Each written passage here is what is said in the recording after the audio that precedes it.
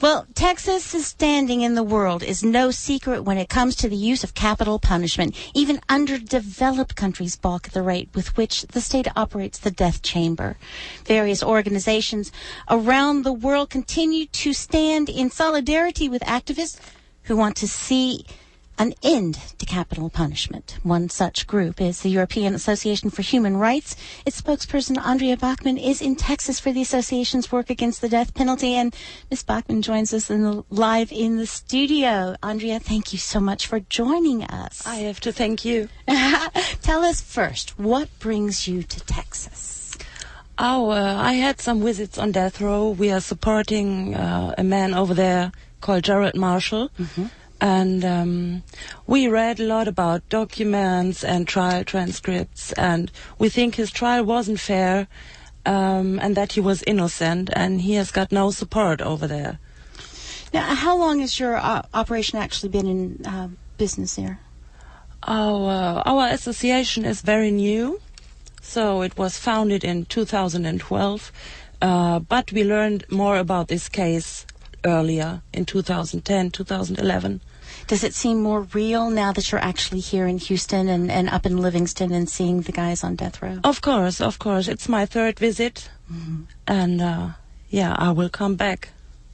Let me ask you, Andrea, you're from Germany, first of all, of course, and your organization is located there, is that right?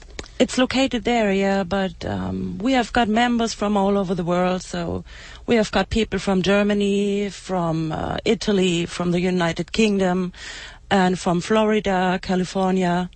Yeah. So we would appreciate to have some members from Texas, Houston. I can imagine that. Yeah. What are your thoughts about Texas, especially not being from here, about Texas's busy death chamber? What do you have to say about that, and what do you hear when you're out in the world in Germany and other places?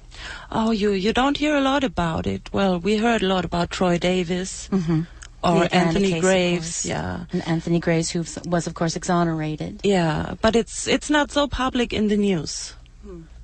We have got several organizations who are trying to fight against the death penalty, but in fact, these are small groups. And it's hard to reach people over here in America.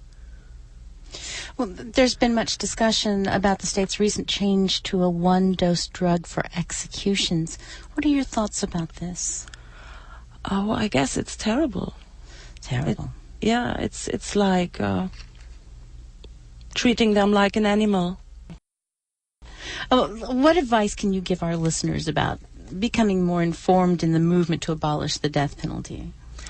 I guess people should get more involved and more informed about it. It's easy to say, okay, here's a murderer, kill him. But I guess when you are involved, you see it in a different way. Andrea, of course, we've had a very recent mass murder in Aurora, Colorado. Does that change your mind in the slightest? No, absolutely not. And what was the seed, what was the core that gave you this belief that no one should be put to death? Well, an eye for an eye.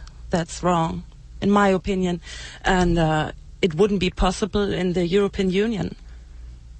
There is no death penalty in the European Union? No, there's no death penalty. Life without parole, is that it?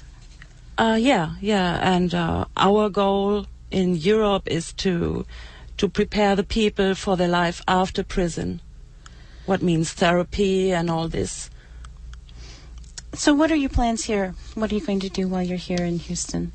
Oh, I was talking to an investigator, and tomorrow I will have a meeting with a prosecutor, and I will have a special visit in Polanski unit on Monday and Tuesday again. Are you pen pals with are you in touch with any of the prisoners, specifically? With one prisoner, yeah. I guess each case is very complicated over there, so we would need more people in our charity to help more prisoners over there. And finally, what do you hope to do with your organization? What are your plans? What are your goals? Of course, the goal would be to abolish the death penalty, but to be realistic, our goal is to get this guy off death row. Well, Andrea, thank you so much for joining us today. We appreciate your time and appreciate you being here with us. I have to thank you. We have been speaking with Andrea Bachmann, and she is here with the European Association for Human Rights. And for more information on her organization, you can contact human-rights-association.org. That's www.human-rights-association.org.